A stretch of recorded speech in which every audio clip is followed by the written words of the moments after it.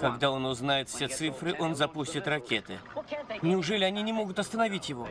Не могут. Они стерли мой пароль. Я говорила, не играй с этой машиной.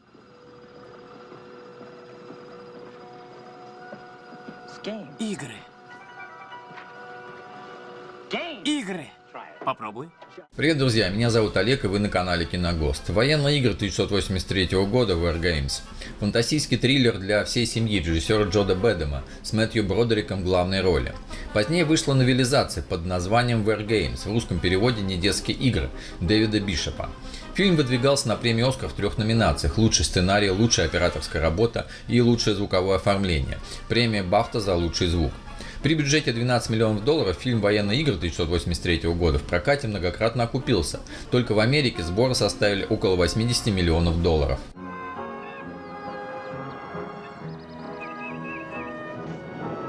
Стой! Что это было? Фильм «Военные игры», актеры и роли: Мэтью Бродерик, Дэвид Лайтман, Элли Шиди, Дженнифер, подруга Дэйва, Дебни Колман, доктор Джон Маккитрик, руководитель компьютерного центра в Пентагоне, Джон Вуд, доктор Стивен Фолкин, разработник Warp, военного компьютера, Джоанин Клей, Пэт Хилли, помощница Маккитрика, Барри Корбин, генерал Беринджер, Майкл Мэтсон, Стив Фелпс, дежурный в пункте управления ракетной шахты, Уильям Богерт, мистер Лайтман, отец Дэвида.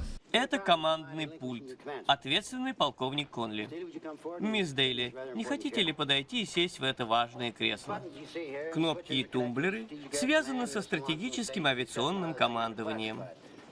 Мисс Дейли, нажмите, пожалуйста, красную кнопку. В середине? Да, в середине. О, Господи, не ту, мисс Дейли. Это шутка. Но посмотрите, что вы сделали. Добро пожаловать, дорогие гости. Фильм «Военные игры» дал название одной из хакерских методик сканирования телефонной сети на наличие общедоступных модемных пулов Wardy Lane. Сценарий ведения битвы War Games был воспроизведен в компьютерной игре 2006 года DEFCON, в которой в точности воссоздан схематичность военных действий и уровня DEFCON. Фильм «Военные игры» вышел в 1983 году. В тот же году ARPANET перешла на протокол TCP/IP, что можно считать началом эры интернета. Для Мэтью Бродерика, исполнившего роль Дэвида в «Военных играх», это был второй фильм в его карьере. Его наивно-дерганное поведение, разбавленное дерзким характером персонажа, создает на экране убедительную версию подростка, который хоть и углубился в чтение технической литературы, не забывает, как можно развлечься. Хорошо, Лайтман. Может, вы скажете нам, кто первым предложил идею размножения без секса? Ваша жена? В сюжетном плане картина «Военные игры» 1983 года постоянно балансирует между фантастикой и реальностью. Примитивные по сегодняшним меркам технологии далеки от того, что мы называем интернетом сейчас. Однако метод дозвона и неуклюжие 5-дюймовые дискеты прекрасно вызывают чувство ностальгии. В 1983 году в атмосфере холодной войны мысль, что ядерную войну лучше не начинать вообще, пытались донести любыми средствами, в том числе и с помощью такого наивного фильма, как «Военные игры». Приветствую вас, профессор Фалкин. Привет, Джошуа. Странная игра. Выигрыш возможен только если не начинать игру.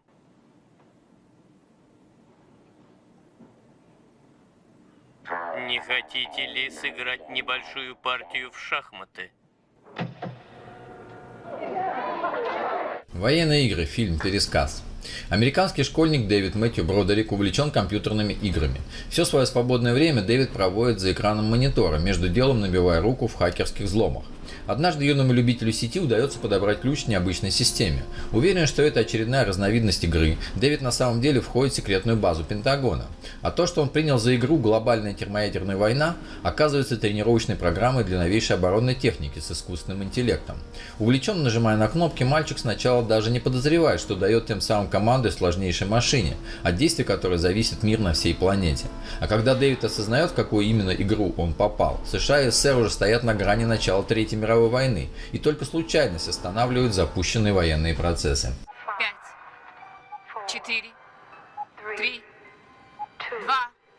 2, 1, удар.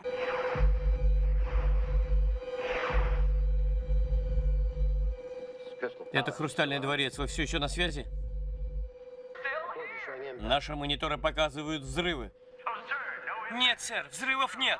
Мы все живы и здоровы. Отлично, отлично. Военные игры 1983 года без преувеличения один из лучших фильмов, иллюстрирующих не только паранойю холодной войны, но процесс внедрения компьютерных технологий во все сферы жизни, еще до того, как это стало мейнстримом. Очень впечатляет генерал Беллинджер, руководитель стратегического центра в исполнении Берри Корбина. Бравый пентагоновец с постоянной сигарой, с удовольствием матерящийся, очень колоритный, обаятельный и совсем не похожий на натовского ястреба. Одна из лучших находок фильма «Военные игры». Победить только если не играть. Таков слоган фильма, и не стоит перекладывать решение глобальных задач на компьютерный мозг. Это может привести к глобальной катастрофе. Еще одна ключевая идея фильма «Военные игры». В глобальной войне победителя не будет. Человечество просто уничтожит само себя. Как насчет глобальной термоядерной войны? Война. Может, лучше хорошую партию в шахматы? Позже. Хорошо. Отлично. Здорово. За кого вы будете играть? За русских? «Военные игры» 1983 года от Джона Бэтхэма из числа тех работ, что претендуют на статус культового фильма и кино вне времени. Бэтхэм четко уловил тогдашние тенденции кинематографа: снимать кино одновременно развлекательно-динамичное, одновременно серьезное, чтобы пара мыслей при просмотре обязательно сквозила, и обязательно наличие пары смышленых подростков, которые легко уделывают всех взрослых, от родителей до директоров ФБР и ЦРУ. Фильм можно расценивать как раритетную капсулу времени, в которой сочетается безумие, романтика ушедшей эпохи, так и предостережение будущим поколениям никогда не играть в военные игры. Вы когда-нибудь играли в крестики-нолики? Да, конечно. Сейчас уже нет? Нет. Почему? Потому что это скучно. Всегда ничья. Точно, в нее нельзя выиграть. Игра сама по себе бессмысленна.